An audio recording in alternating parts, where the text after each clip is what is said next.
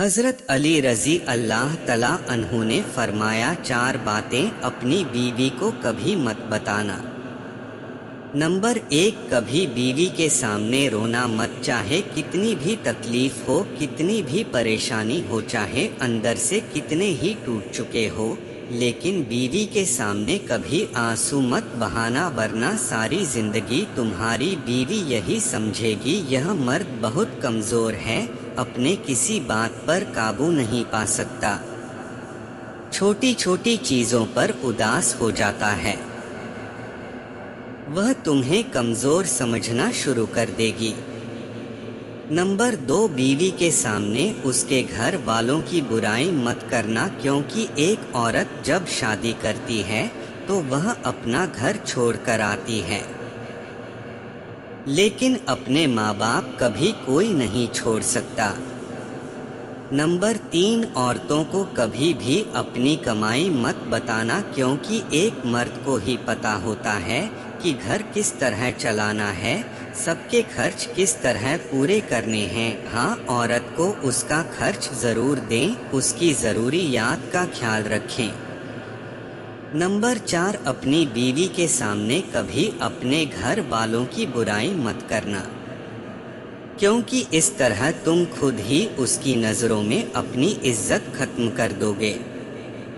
شادی کے دن نئی نویلی دلہن نے اپنے شوہر سے ایک وعدہ لیا، ایک باکس کی طرف اشارہ کرتے ہوئے اپنے شوہر سے وعدہ لیا کہ وہ اس باکس کو کبھی نہیں کھولے گا۔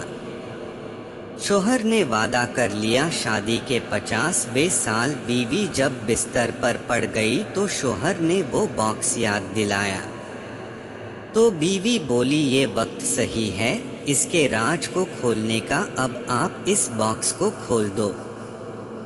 شوہر نے باکس کھولا تو اس میں سے 2 گڑیاں نکلی۔ شوہر کے پوچھنے پر بیوی بولی میرے ماں نے مجھے کامیاب زندگی کا راز بتاتے ہوئے نصیحت کی تھی کہ غصہ پی جانا بہت ہی اچھا ہے، اور ماں نے مجھے طریقہ بتایا تھا کہ جب بھی اپنے شوہر کی کسی بات پر غصہ آئے تو تم بجائے اس پر غصہ نکالنے کے گڑیاں سی لایا کرنا۔ تو مجھے جب بھی آپ کی کسی بات پر غصہ آیا تو میں گڑیا سی۔ گڑیا دیکھ کر شوہر بہت خوش ہوا کہ اس نے اپنی بیوی کو کتنا خوش رکھا ہے، کیونکہ بیوی نے 50 سال کی کامیاب زندگی میں صرف 2 گڑیاں ہی بنائی تھی۔ محبت میں شدت معنی نہیں رکھتی، محبت میں عزت معنی رکھتی ہے۔